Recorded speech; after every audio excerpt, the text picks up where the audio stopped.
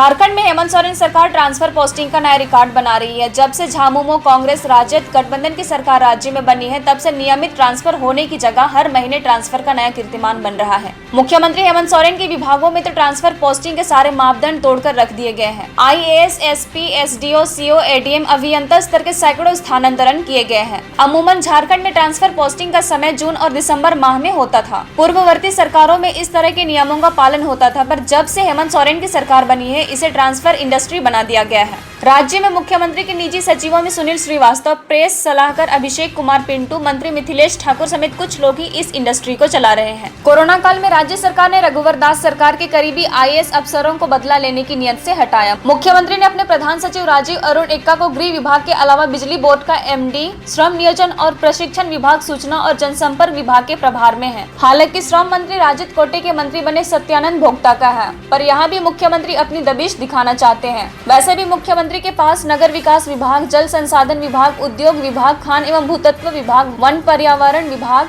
कार्मिक विभाग, ऊर्जा विभाग जैसे महत्वपूर्ण डिपार्टमेंट है। भाजपा की तरफ से कहा गया है कि राज्य सरकार ने ट्रांसफर इंडस्ट्री को एक उद्योग बनाकर पैसे वसूली का एक सूत्री कार्यक्रम बना दिया है। DIG को SP बना दे और सरकार का बस चले तो हमको लगता है DIG के लोग दरोगा भी बना सकते हैं। यह सरकार ट्रांसफर का जो हस्तांतरण का जो व्यापार चलाई है, निश्चित रूप से इस सरकार में 9 महीने में उद्योग धंधा का रूप बड़ी मात्रा में बन चुका है, ले चुका है।